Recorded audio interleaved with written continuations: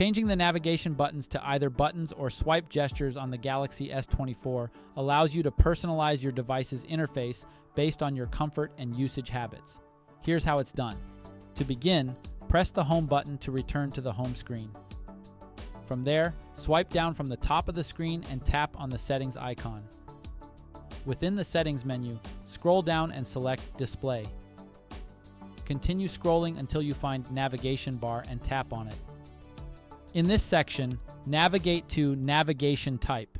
Here, you can choose between buttons or swipe gestures.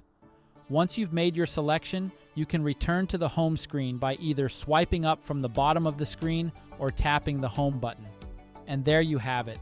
That's how you can customize the navigation bar on your Samsung Galaxy S24 to suit your personal preference. Thank you for tuning into this video. If you found it helpful, please subscribe to my channel for more informative content.